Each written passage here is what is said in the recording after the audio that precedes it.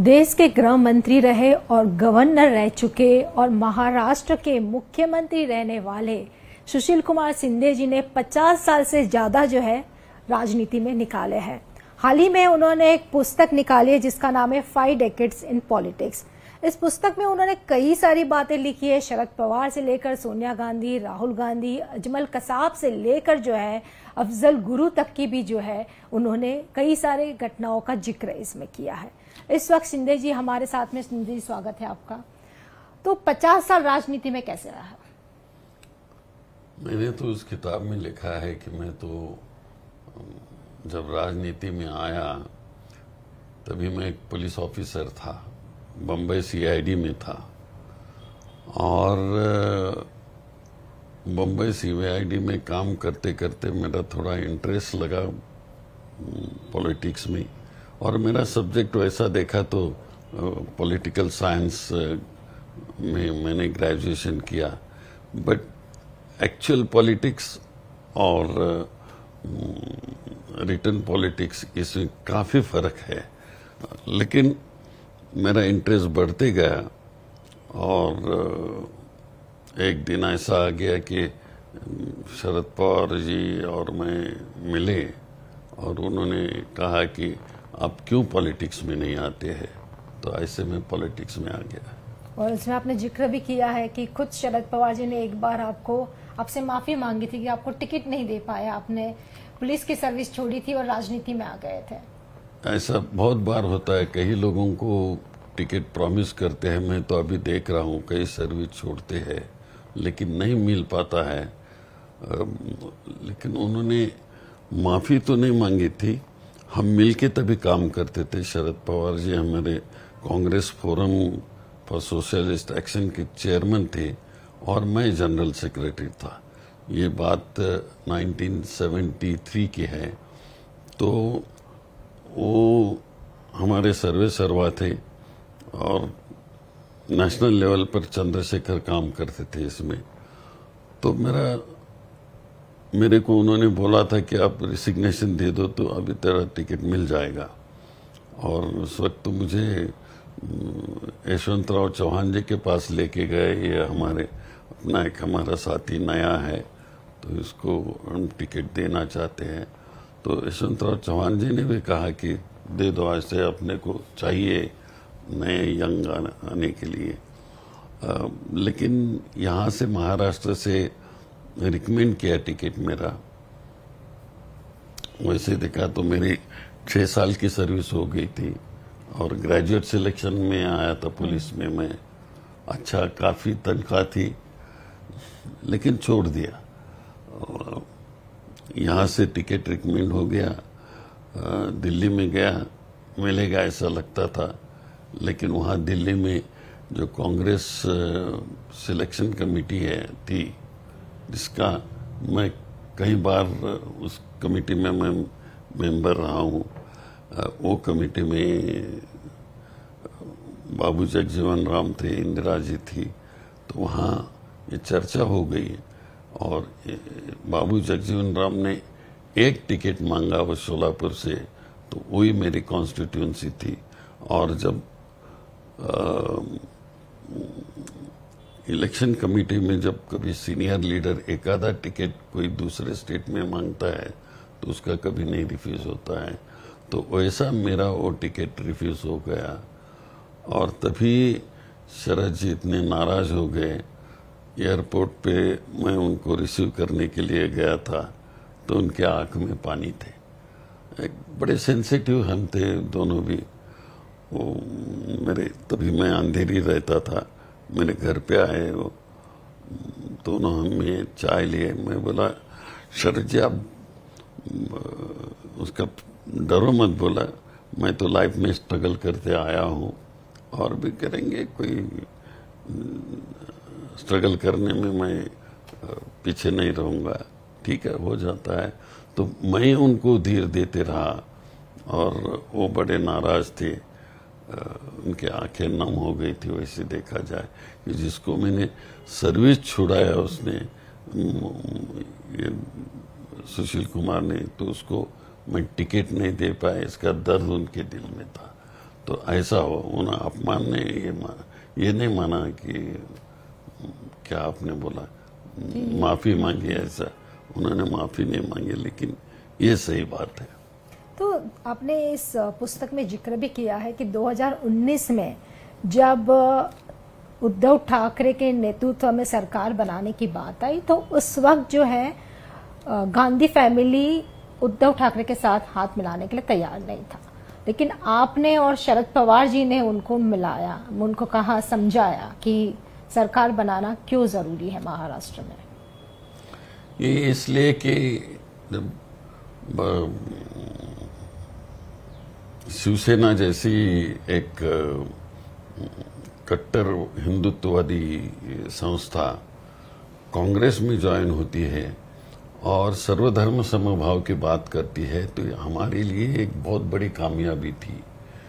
तो इसलिए हम चाहते थे कि ये अलायंस होना जरूरी है, और शरद जी बात करते रहते थे, और मैं मेरे तरफ से जितना हो सकता है उतना मैंने बात किया था, तो वो अलायंस हो गया। वो इसलिए हो गया कि वो कट्टरवादी थे, लेकिन वो सर्वधर्म समभाव की बात का स्वीकार किया उन्होंने और कांग्रेस अलायंस में आ गए। आपने इस पुस्तक में जिक्र भी किया है कि बाला साहेब ठाकरे जो है आपके अच्छे दोस्त थे। दोस्त थे अच्छे, बहुत बार हम उनके घर में मैं मिलता था, वो भी मेरे घर आते थे। मैं तभी कटारिया रोड पे रहता था दादर में, वहाँ वो आते थे मेरे घर पे। छोटा घर था, 1 रूम 1 किचन, 2 रूम किचन था, और इतना ही नहीं, मेरा ऑफिस था दिनकर सोसाइटी में, वो जहाँ पैराडाइज सिनेमा है वहाँ भी वो आके बैठते थे बहुत बार। तो अच्छे थे, लेकिन वो दिल से चाहते थे कि मैं मुख्यमंत्री बने, लेकिन उनके वक्त तो नहीं हो पाया। लेकिन आप चाहते, वो क्या चाहते थे कि आप शिवसेना में जाएं उनके साथ में? नहीं, वो कभी नहीं उन्होंने मुझे बोला। कांग्रेस में मैं था और उनका मेरा विचार उनको मालूम था, तो शिवसेना में मुझे कभी नहीं आने का, लेकिन हमारी मैत्री बहुत अच्छी थी। इसके अलावा आपने इस पुस्तक में जिक्र भी किया है, मेरी नहीं, शरद पवार जी की भी अच्छी थी, और कई लोगों के, बीजेपी के भी अच्छे थी उनकी दोस्ती।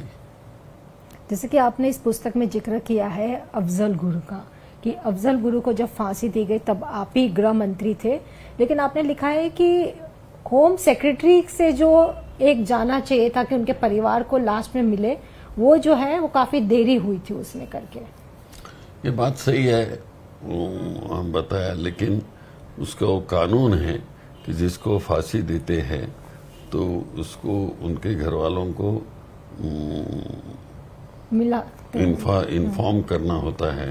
वो उसमें कुछ पता नहीं कैसे हो गया, वो मेरे तरफ तो नहीं आ गया। तो जब उनको एग्जीक्यूशन हो गया उसके बाद हमारे को पता चला कि वो डिले हो गया। उसको लेकर काफी विवाद भी हुआ था कश्मीर वैली में फिर। हाँ, लेकिन वो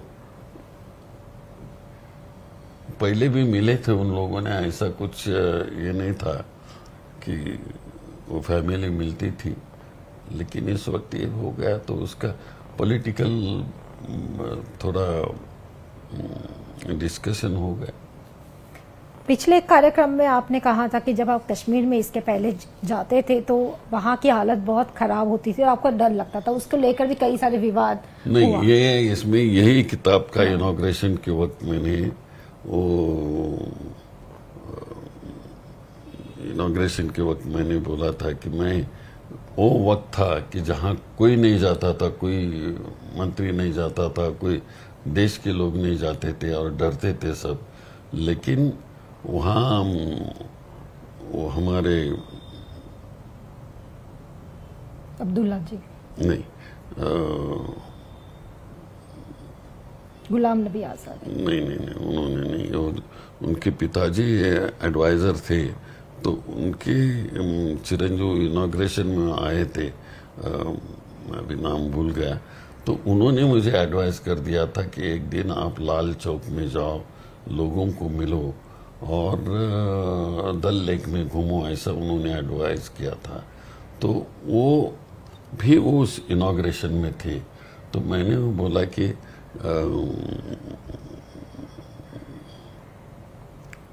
उन्होंने मुझे एडवाइस किया था, लेकिन वैसे मैं एक 4-8 दिन में वहाँ चले गया, सब लोगों को मिला, वहाँ फ्रूट खरीदी किए और वहाँ के चीफ मिनिस्टर भी मेरे साथ थे, कोई डर की बात नहीं थी। तो मैंने ऐसे मजाक में बोला कि मेरी फट गई थी बोल के, तो कोई फट नहीं गई थी, लेकिन उसका ये बीजेपी वालों ने इतना मचा दे दिया शोर कि तो मैंने उनको रिप्लाई दे दिया कि भाई 481 की जब हवाई जहाज उड़ाया,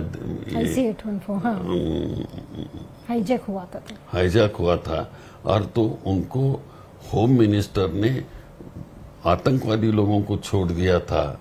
ये कंपैरिजन देखे और कश्मीर का मेरा कंपैरिजन देखे तो उनको शर्म आनी चाहिए बीजेपी को, ऐसा मैंने बोल दिया था। उसी दिन से बंदी हो गया। इसमें जो है आपने अजमल कसाब का भी जिक्र किया है कि जब 26/11 हमले का एकमात्र आतंकी जो भारत में पकड़ा गया था मुंबई में, उसको जब फांसी देने की बात आई थी तब पाकिस्तान ने जो है माना नहीं था कि ये उनके देश का नागरिक है। ये उनको हमने कम्युनिकेट किया था, मुझे याद है आज भी, कि बॉडी ले उनको। वो बोले हमारा नागरिक नहीं है तो हम नहीं ले सकते, ऐसा उन्होंने बताया था। तो वो टाइम काफी टफ था आपके लिए भी, क्योंकि शिवराज पाटिल उस वक्त गृह मंत्री थे, उसके बाद आपको जिम्मा दिया गया था और जिस तरह की स्थिति निर्माण हुई थी, एक समय ऐसा भी आया था कि ये कहा जाता था कि भारत जो है हमला कर सकता है पाकिस्तान पर। नहीं, ऐसा कुछ वक्त में भारत हमला करने की बात नहीं थी, लेकिन डॉक्टर मनमोहन सिंह जैसा नेता हमारा था तो उन्होंने बहुत शांति से ये काम ले लिया कि जब इस देश पर हमला हो गया तो बहुत स्ट्रेटेजिक तरह से उनको हमने हैंडल भी किया और शांति से इस देश में शांति रखने का काम किया। तो आपके लिए वो टफ टाइम था क्योंकि आप उस वक्त आपको गृह मंत्री बनाया गया? मैं थोड़ा बाद में हो गया। तो कैसे आपने संभाला पूरा स्थिति उस वक्त? मैं तो बातें करते रहता था, even Kashmiri press reporters, editors, उनको भी बातें करता था और मैं 2-3 बार जाके आया था वहाँ, ऐसे नहीं है। नहीं, जब 26/11 का हमला हुआ उसके बाद में जो स्थिति निर्माण हुई थी उसको आपने कैसे हैंडल किया? नहीं, 26/11 के बाद तो मैं नहीं था उस वक्त, तुरंत उसके बाद आप फिर से गृह उसके बाद में मैं 13 में मैं हो गया, तभी स्थिति थोड़ा कंट्रोल हो गई थी, कंट्रोल में आ रही थी, तो हमने ज्यादा कंट्रोल में लाया। जैसे इसमें आपने एक जिक्र किया है एक घटना का कि जब जयपुर में कांग्रेस का अधिवेशन हुआ था तो उस वक्त राहुल गांधी ने बहुत इमोशनल स्पीच दी थी, लेकिन आपने उस वक्त पहली बार जो है सैफरन टेररिज्म, भगवा आतंकवाद का एक अपने जिक्र किया था, उसको लेकर काफी विवाद हो गया था बाद में। नहीं, वो मेरे पार्टी में, वो पार्टी की मीटिंग थी, वहाँ मैं पार्टी वर्कर्स को ये बता रहा था और जो मेरे रिकॉर्ड पे आ गया था वो मैंने बताया, इससे ज्यादा कुछ नहीं बताया हमने। तो उसको लेकर काफी विवाद भी हुआ, भगवा आतंकवाद। तो मैंने हाउस में भी बोला था, ये इसमें कोई डरने की बात नहीं। तो आपके पास उस वक्त पूरे एविडेंस थे तभी आपने ये बात कही थी? जो उस वक्त मेरे पास इंफॉर्मेशन मिली थी उस पर बात किए थे। लेकिन फिर बाद में जब बीजेपी की सरकार आई तो उन्होंने साफ तौर पे कह दिया ऐसा कुछ था ही नहीं। वो बोलेंगे ना, वैसे थोड़ी बोलेंगे था बोल के, ये तो सीक्रेट बातें रहती है। एक बार आपने ये भी जिक्र किया था कि इसके पहले यूपीए गवर्नमेंट में भी सर्जिकल स्ट्राइक हुई थी पाकिस्तान के खिलाफ, लेकिन पब्लिक के सामने नहीं बताया गया था। ये चीजें नहीं बतानी चाहिए, लेकिन कई लोग उसका पॉलिटिकल लाभ लेने के लिए बताते हैं। वैसे हमारे वक्त यूपीए गवर्नमेंट में 2 बार हो गई थी सर्जिकल स्ट्राइक। कौन से साल में हुई थी ये सर्जिकल अभी स्ट्राइक? मुझे याद नहीं है।